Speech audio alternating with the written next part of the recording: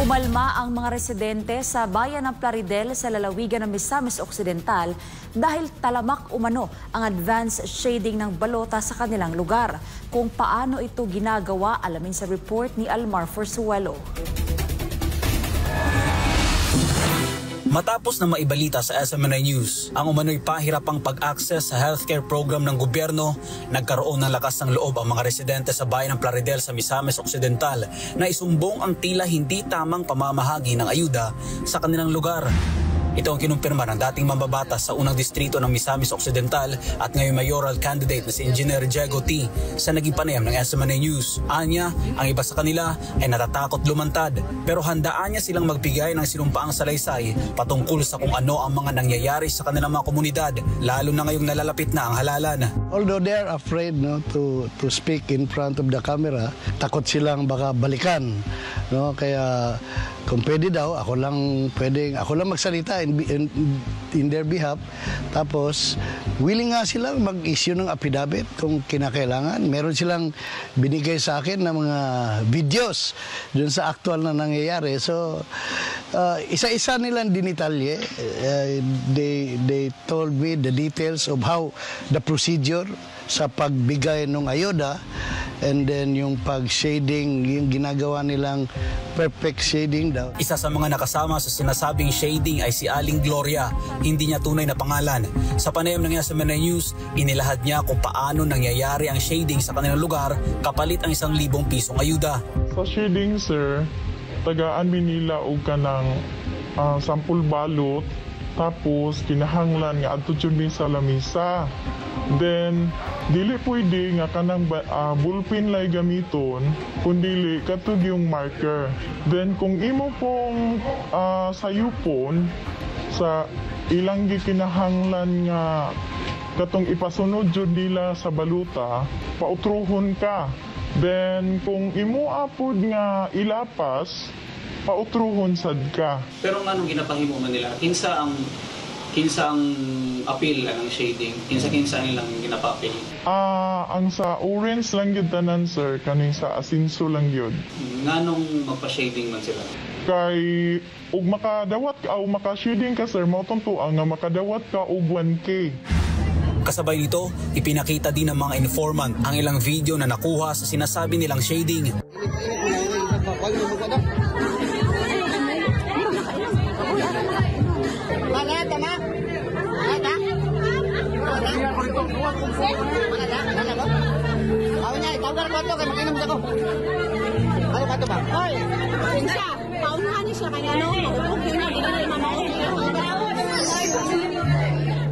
Ang nasabing advanced shading ng mga balota ay hindi lang nangyari sa bayan ng Plaridel, kundi maging sa karating bayan nito sa Jimenez, Misamis Occidental. Ito din ang sumbong ng ilang netizen mula sa comment section. Pero kung sa bayan ng Plaridel at Jimenez, tig 1,000 piso lang ang bigayan, sa ibang bayan umano ay mas malaki pa ang ibinibigay. Dagdag pa ni Diego T, questionable din ang lokasyon kung saan ibinabagsak ang perang binibigay sa mga tao.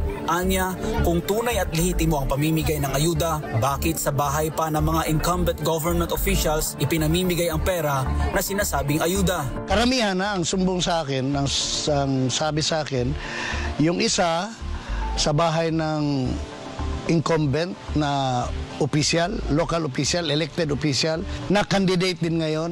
Yung isa naman sa Barangay Bato, ganun din. Incumbent SB member na candidate ni ngayon.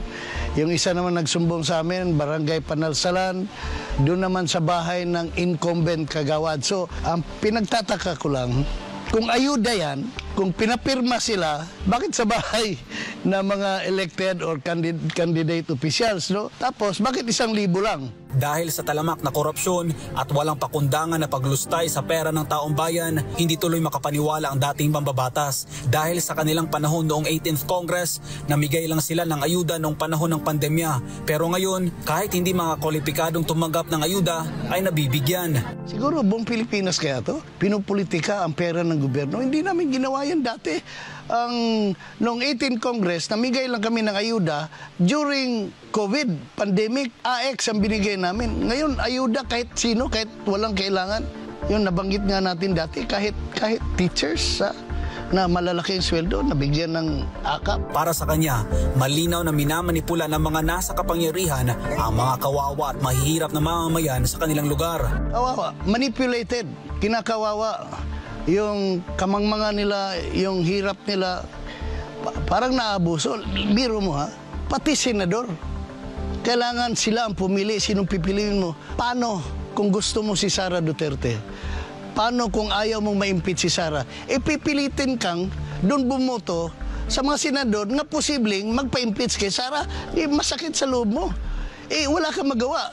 Pag hindi mo sinunod, hindi ka makakatanggap ng ayuda. Samantala, kaugnay nito, binigyang diin din ni Diego T.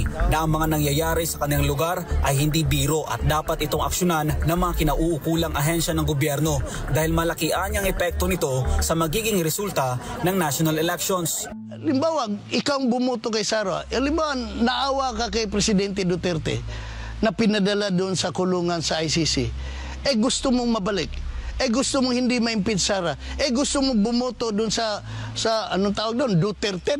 Diba? Paano ngayon yun? Pipilitin. Hindi ka makakatanggap ng ayuda, so napipilitan. Kaya minsan, naiiyak yung iba. Minsan, sinusurrender yung ID nila, binibigay sa akin kasi ayaw na nila. Manipulated ang mga tao. Bagamat aminado si Diego T. na mahirap kalabanin ng kasalukuyang administrasyon, wala niya siyang magagawa kundi ang manindigan kung ano ang tama. Baka through media or sa social media, baka naman marinig naman sa taas na talagang malaki ang babanggain. Pero kailangan naming tumindig, kailangan naming maging matapang. Kasi kung hindi ako, sino pa? Kung hindi ngayon, kailan pa?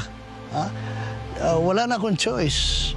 Dapat kong tulungan ang mga tao, lalo na yung nagigipit, naapi, lalo na yung pinupolitika. Sinisika pa ng SMNI News na makakuha ng pahayag mula sa mga concerned government agencies. Para sa Diyos sa Pilipinas, kung mahal Almar Forzuelo, SMNI News.